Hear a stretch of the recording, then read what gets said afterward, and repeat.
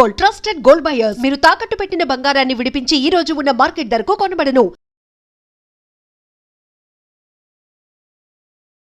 Hello నమస్తే, welcome to I dream media.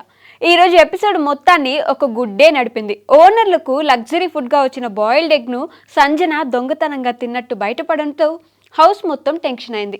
మొదట ఎవరు తిన్నారో తెలియక కామనర్లు, టెనెంట్లు ఒకరిపై ఒకరు డౌట్లు వేసుకున్నారు. చివరికి సంజనానే తిన్నానని ఒప్పుకుంది. కానీ దాన్ని కూడా మరోమారు తనదైన స్టైల్లో డ్రామాగా మార్చింది. సంజన గేమ్ ప్లే ఇప్పటి వరకు క్లియర్. కాంట్రవర్సీ క్రియేట్ చేస్తేనే ఫుటేజీ దక్కుతుంది అనిపిస్తుంది. నిన్న షాంపూ, ఈరోజు గుడ్డు, చిన్న విషయాన్ని పెద్దది చేస్తూ అందరినీ ఇరిటేట్ చేసి చివరికి సింపతి పొందేలా స్టోరీ తిప్పుతుంది. అయితే ఈ స్ట్రాటజీకి కూడా లిమిట్ ఉంది. భరణి, హరీష్, సృష్టి వంటి కంటెస్టెంట్లు ఈరోజు ఫైర్ అవడం మొదలుపెట్టారు. భరణి మొదట తాను ప్యాసివ్గా ఉన్నప్పటికీ ఈరోజు డైరెక్ట్గా సంజనపై కౌంటర్ ఇచ్చాడు. హరీష్ కూడా ఫేవర్ చేసినట్టు కామెంట్ వచ్చిన వెంటనే రెచ్చిపోయాడు. వీరిద్దరి మధ్య వాగ్వాదం ఎపిసోడ్కి మరో హైలైట్. ప్రియా, శ్రీజ మాత్రం సంజన మీద పడితే బయట సింపతి వస్తుంది అని పక్కదారి తీస్తూ కాస్త సేఫ్గా ఉన్నారు.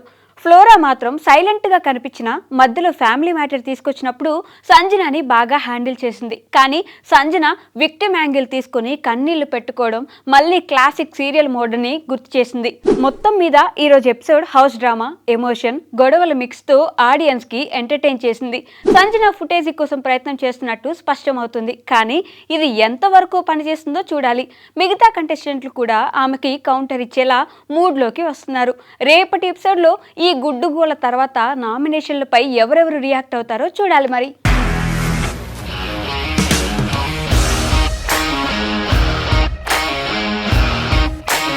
ఇండస్ట్రీలో కమిట్మెంట్ ఇష్యూస్ వస్తే నీకు కూడా వచ్చినట్టు మార్నింగ్ తీసుకెళ్ళానంటే కొట్టి పడేస్తారు.